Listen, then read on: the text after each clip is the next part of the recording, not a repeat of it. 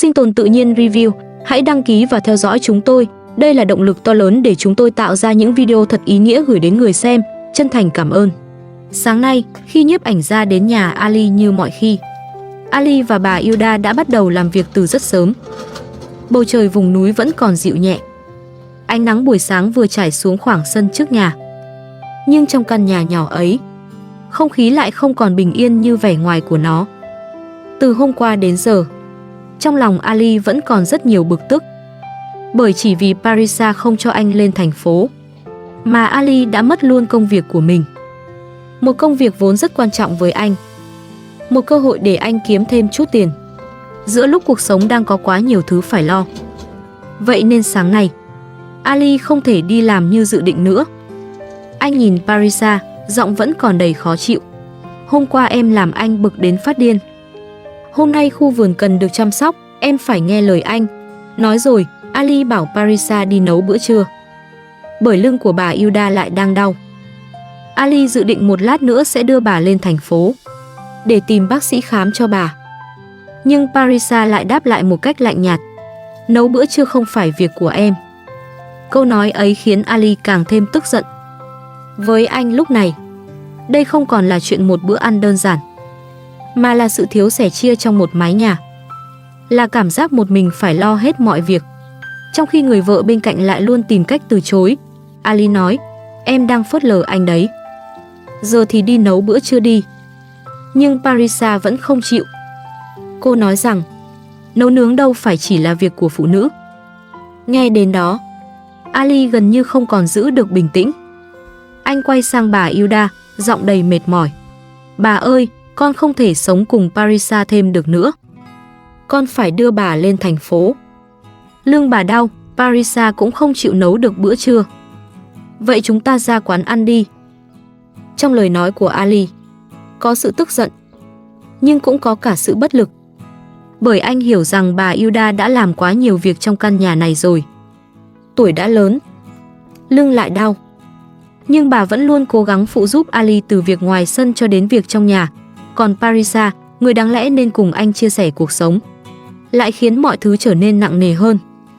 Ali tiếp tục nói với Parisa, em muốn làm anh phá sản sao?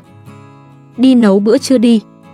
Nhưng sự ngang bướng của Parisa vẫn không thay đổi. Trong cơn tức giận, Ali nói với Parisa, sống một mình còn tốt hơn là sống với em. Lo nghĩ cho cuộc sống của em nhiều hơn đi. Parisa cũng không chịu nhún nhường. Cô đáp lại, chuyện đó không liên quan đến anh. Ali liền nhắc cô, em ăn nói cho cẩn thận. Sau đó, Ali còn nhờ bà Hilda nói chuyện với Parisa. Anh mong bà khuyên Parisa thay đổi cách cư xử của mình. Bởi nếu mọi chuyện cứ tiếp tục như thế này, Ali thật sự không biết cuộc hôn nhân này sẽ đi về đâu. Ali còn muốn lên thành phố để tìm một công việc mới. Nhưng bà Hilda lại nhẹ nhàng nhắc anh rằng, nếu Ali đi, khi luật sư đến đây thì sẽ không có ai tiếp đón. Ali nghe vậy cũng suy nghĩ. Anh nói rằng có lẽ nên đến thẳng văn phòng luật sư, bởi luật sư không có nhiều thời gian. Từng câu chuyện nhỏ cứ nối tiếp nhau, công việc, bữa trưa, bác sĩ, luật sư, ly hôn, tất cả như cùng lúc đổ lên vai Ali. Không khí trong nhà lại trở nên căng thẳng. Bà Hilda đứng giữa tất cả, vừa lo cho Ali, vừa lo cho tình trạng sức khỏe của chính mình. Ali quay sang nói với bà ơi, chúng ta phải đi khám bác sĩ. Lưng bà đau mà. Nhưng bà Hilda lại nói rằng, bây giờ trời nóng lắm, chúng ta sẽ đi gặp bác sĩ vào chiều nay. Bà vẫn luôn như vậy, dù đau, dù mệt, bà vẫn không muốn làm phiền ai. Vẫn cố gắng chịu đựng thêm một chút, để mọi việc trong nhà không bị rối hơn. Vì Parisa nhất quyết không chịu nấu bữa trưa, nên cuối cùng Ali đành tự mình vào bếp. Một người đàn ông vừa phải lo công việc ngoài sân, vừa phải nghĩ đến việc đưa bà Hilda đi khám, giờ lại phải tự tay chuẩn bị bữa ăn. Thấy Ali vào bếp, dù lưng vẫn còn đau, bà Hilda cũng bước đến phụ giúp. Nhưng Ali liền khuyên bà nghỉ ngơi. Anh nói rằng, việc này lẽ ra phải là việc Parisa nên làm, bởi bà Hilda đã làm quá nhiều việc trong căn nhà này rồi. Câu nói ấy khiến người xem không khỏi chạnh lòng. Bởi đúng là bà Hilda luôn âm thầm gánh vác. Bà chăm nhà, phụ làm sân, lo bữa ăn, khuyên nhủ từng người và cố giữ lại chút bình yên cuối cùng cho căn nhà nhỏ này. Một lúc sau, Ali nhận được tin nhắn từ luật sư. Luật sư nói rằng phải vài tiếng nữa mới có thể đến được. Nghe vậy, Ali muốn tranh thủ đưa bà Hilda đi khám bác sĩ trước. Nhưng khi nghe đến chuyện luật sư sắp đến, Parisa liền hỏi, luật sư đến đây làm gì? Ali trả lời thẳng, để làm thủ tục ly hôn. Lời vừa dứt, bầu không khí lại nặng xuống. Bà Hilda thấy hai người lại chuẩn bị cãi nhau, liền tiếp tục khuyên bảo, hai đứa mới cưới thôi mà, đừng cứ cãi nhau. Nhưng Parisa lúc này lại quay sang nói với bà Hilda, Hilda, mau vào nấu bữa trưa đi. Tôi thấy không khỏe. Con ghét mùi của món ăn này. Bà Hilda nghe vậy liền hỏi Parisa, có chuyện gì vậy? Parisa nói rằng cô đau đầu, bụng cũng đau nữa. Bà Hilda quay sang nói với Ali rằng, dạo này Parisa nhìn rất mệt. Cô thường xuyên buồn ngủ, người lúc nào cũng uể oải. Không biết đó có phải là dấu hiệu của việc mang thai hay không? Nhưng Ali lại không nghĩ vậy. Anh cho rằng Parisa chỉ đang tìm cớ, vì cô không muốn nấu bữa trưa. Có lẽ trong lòng Ali lúc này, niềm tin dành cho Parisa đã vơi đi rất nhiều. Khi hai người đã có quá nhiều mâu thuẫn, thì ngay cả một lời than mệt cũng trở nên khó tin hơn. Sau đó, bà Hilda bước ra ngoài. Bà nhẹ nhàng hỏi thăm Parisa, con bị bệnh à? Con không khỏe ở đâu à? Con có chóng mặt không? Parisa chỉ đáp, không, con đau đầu. Bà Hilda nghe vậy liền khuyên, tốt hơn là ra ngoài đi dạo một chút. Tôi sẽ đi chuẩn bị bữa trưa. Rồi bà còn bảo Parisa vào nhà nghỉ ngơi. Nhưng Parisa vẫn không vào. Cô vẫn ngồi đó, mệt mỏi, im lặng và khó hiểu. Còn bên trong căn nhà nhỏ ấy, Ali vẫn phải tiếp tục lo từng việc một. Bữa trưa còn dang dở. Bà Hilda vẫn đau lưng. Luật sư sắp đến. Công việc mới thì chưa tìm được. Và cuộc hôn nhân giữa Ali với Parisa dường như ngày càng đi xa khỏi sự bình yên ban đầu. Bà Hilda nhẹ nhàng nói với Ali về tình trạng của Parisa. Gương mặt bà có vẻ lo lắng. Bà nói rằng Parisa thấy không khỏe. Con bé cứ buồn ngủ, người thì yếu lắm. Đó đều là dấu hiệu của việc Parisa mang thai. Nghe bà Hilda nói vậy, Ali có chút bất ngờ. Anh lập tức trả lời, không đâu, chúng con mới cưới mà. Có lẽ trong suy nghĩ của Ali lúc này, chuyện Parisa mang thai là điều quá bất ngờ. Bởi chỉ mới trước đó thôi, giữa hai người vẫn còn đầy những cuộc cãi vã, những lời nói khó nghe, những mệt mỏi chưa thể hóa giải. Và cả chuyện ly hôn vẫn đang lơ lửng trong căn nhà này. Bà bảo Ali hãy mang cho Parisa một ít nước chanh. Biết đâu, con bé thật sự đã mang thai rồi. Sau đó, Ali làm theo lời bà. Anh chuẩn bị một ly nước chanh, rồi đem ra cho Parisa. Dù giữa hai người còn rất nhiều mâu thuẫn, Ali vẫn không thể làm ngơ khi thấy Parisa không khỏe. Anh đưa ly nước cho cô, rồi bảo cô phải biết giữ gìn sức khỏe của mình. Ali nói, bác sĩ nói em bị thiếu máu nên em mới chóng mặt. Em cảm thấy thế nào? Chúng ta cùng đi khám bác sĩ đi. Trong giọng nói của Ali lúc ấy, không còn quá nhiều sự giận dữ. Có lẽ vẫn còn chút lo lắng. Vẫn còn một phần trách nhiệm của người chồng. Và cũng có thể vẫn còn một chút quan tâm chưa hoàn toàn mất đi. Nhưng Parisa chỉ nói rằng, em thấy buồn nôn. Em không đi đâu. Cô vẫn từ chối. Vẫn giữ khoảng cách với Ali. Vẫn không muốn để anh bước vào cảm xúc thật của mình. Một lúc sau, bà Hilda cũng bước ra ngoài. Bà nhẹ nhàng khuyên Parisa nên vào trong nhà nghỉ ngơi. Bà hỏi, Parisa, vào trong đi. Con thấy đỡ hơn chưa? Parisa trả lời, con không sao. Chỉ là con thấy hơi khó chịu thôi. Nhưng nhìn dáng vẻ của Parisa, ai cũng có thể cảm nhận được cô thật sự không ổn. Có lẽ điều khiến Ali mệt nhất không chỉ là công việc, không chỉ là tiền bạc, cũng không chỉ là những thủ tục ly hôn, mà là cảm giác trong chính căn nhà của mình. Anh không còn tìm thấy sự cảm thông. Một người luôn cố gắng gánh vác, một người luôn cảm thấy mình không được thấu hiểu. Và ở giữa họ là bà Hilda, người phụ nữ lớn tuổi vẫn lặng lẽ dùng sự dịu dàng của mình để giữ lại chút ấm áp cuối cùng. Nhưng giữa những tiếng thở dài của buổi trưa hôm ấy, có lẽ ai cũng hiểu rằng căn nhà của Ali đang bước qua những ngày rất khó khăn. Những ngày mà chỉ một bữa cơm trưa thôi cũng đủ làm lộ ra tất cả những vết nứt trong một cuộc hôn nhân chưa kịp bình yên. Nhưng bà Hilda thì không nghĩ đơn giản như vậy. Bà nhìn Ali rồi nói tiếp rằng Parisa có thể đang bị thiếu máu nên cơ thể mới yếu như thế. Những lời nói của bà Hilda không chắc chắn, nhưng trong đó có sự quan tâm rất chân thành. Bà không đứng về phía ai hoàn toàn. Bà chỉ thấy một người phụ nữ trẻ đang mệt, một người đàn ông đang bối rối, và một mái nhà đang có quá nhiều điều chưa yên. Ali muốn đưa cả bà Hilda và Parisa đi khám bác sĩ, bởi bà Hilda cũng đang đau lưng. Còn Parisa thì chóng mặt, buồn nôn và mệt mỏi. Nhưng Parisa vẫn không chịu đi. Ali nói, em đang chóng mặt mà. Parisa liền đáp lại, chuyện đó không liên quan đến anh. Người nên đi khám là anh đấy. Anh không có quyền ra tòa mà nói rằng vợ tôi không quan tâm đến tôi. Câu nói ấy lại khiến không khí nặng xuống. Ngay cả khi đang mệt, Parisa vẫn không quên nhắc đến chuyện tòa án, chuyện ly hôn, chuyện ai quan tâm ai và ai là người vô tâm trong cuộc hôn nhân này.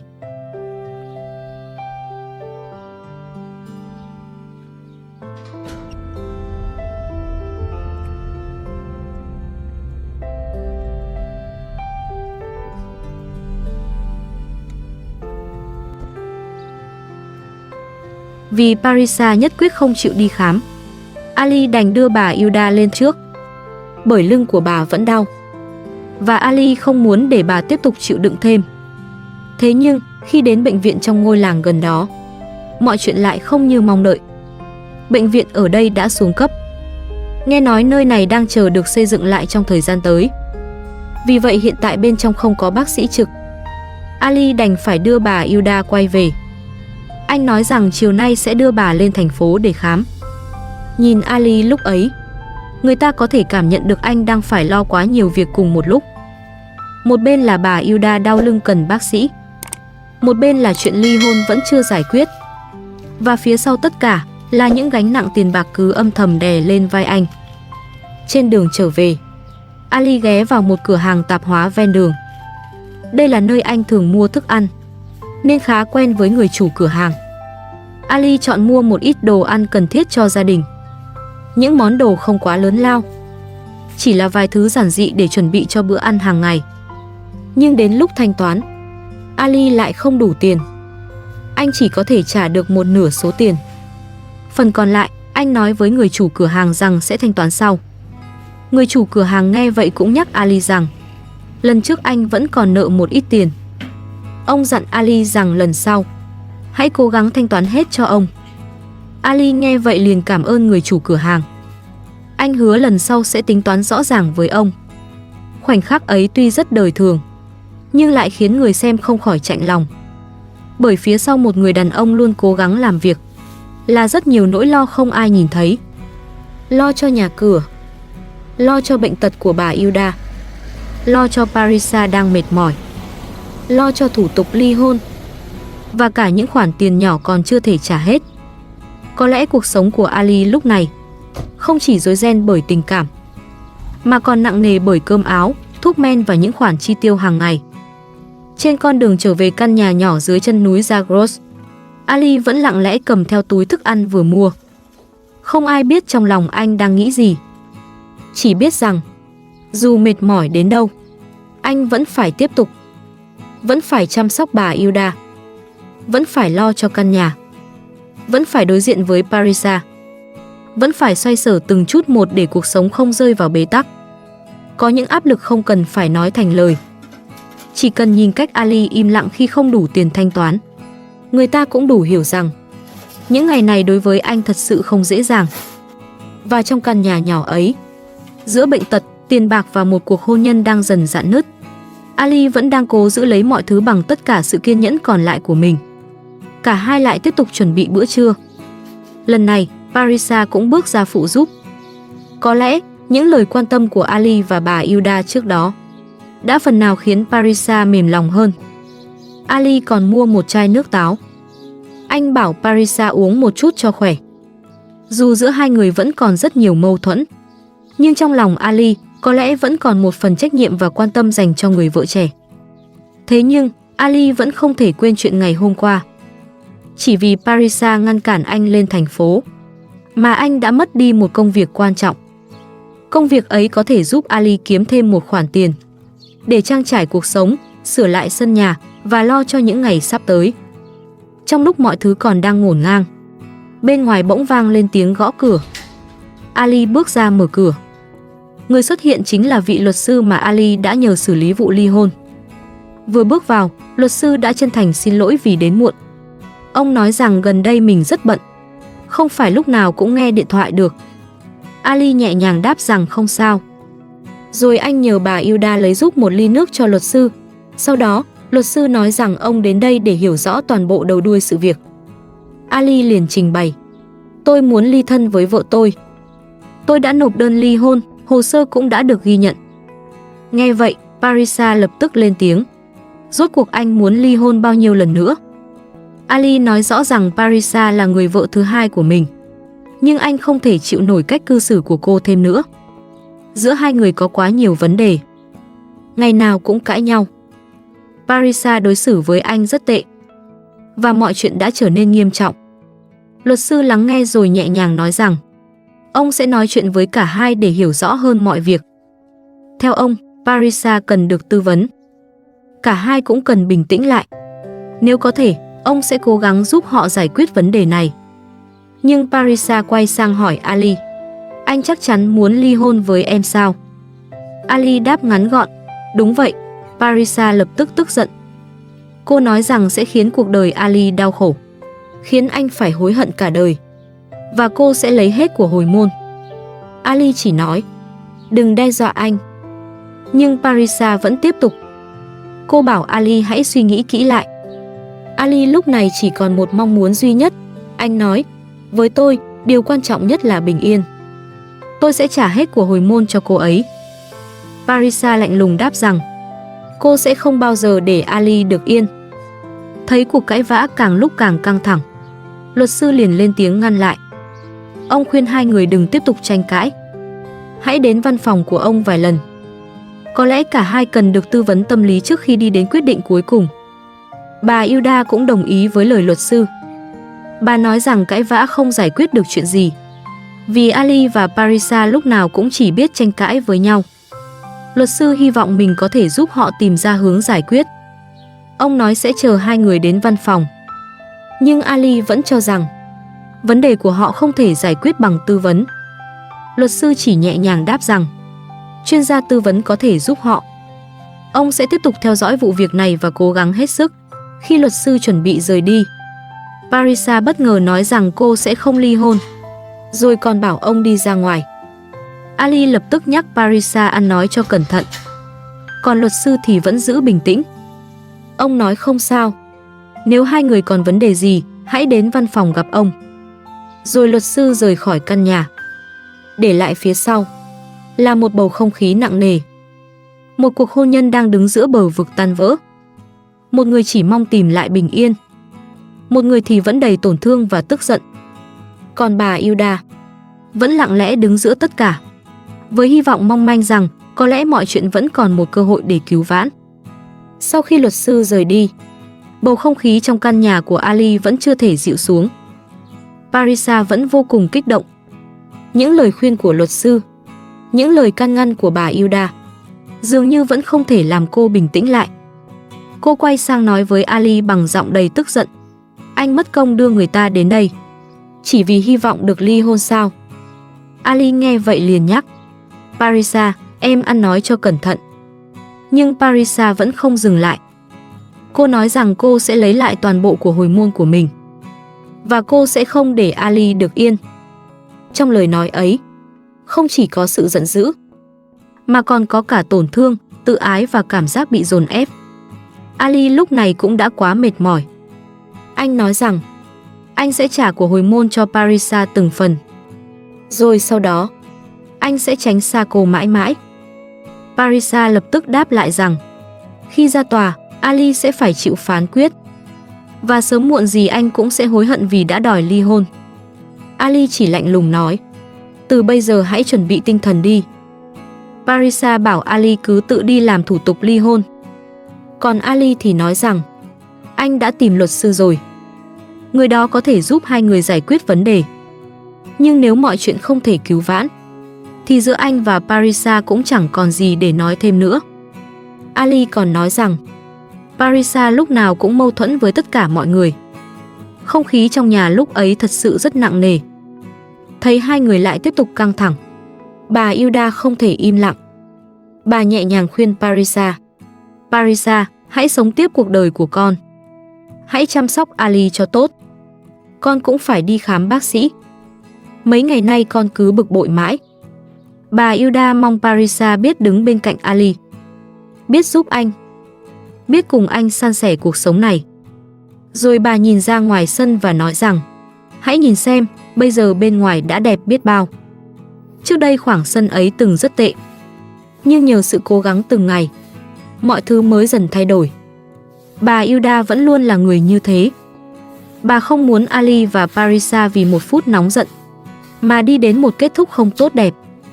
Bà hiểu Ali đang chịu nhiều áp lực, nhưng bà cũng hiểu Parisa còn quá trẻ, còn bồng bột, còn chưa biết cách bước vào cuộc sống hôn nhân với sự nhẫn nhịn và sẻ chia. Có lẽ cả hai đều cần thêm thời gian.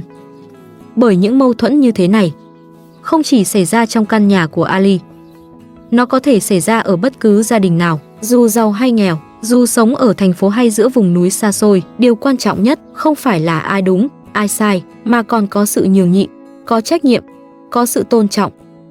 Hôm nay, nhiếp ảnh gia đã mang chiếc nôi mà trước đây bé Asam từng dùng đến đây. Bởi vì Hakan nhỏ bé giờ cũng lớn lên từng ngày, Sakina muốn dùng chiếc nôi này cho bé Hakan nằm. Khi nhiếp ảnh gia đến hôm nay, Sakina đang dọn dẹp bát đũa trong nhà, nhưng có thể nhận ra hôm nay cô không vui chút nào. Ngay cả khi nhiếp ảnh gia bắt chuyện, Sakina cũng chỉ đáp lại vài câu ngắn ngủi. Nghe nói nhiếp ảnh gia đã mang chiếc nôi đến. Sau khi dọn xong bát đũa, Sakina liền ra cửa, tự tay bê chiếc nôi vào nhà. Vừa bê đồ, Sakina vừa lặng lẽ lau nước mắt nơi khóe mắt. Nhiếp ảnh gia cũng không biết đã xảy ra chuyện gì.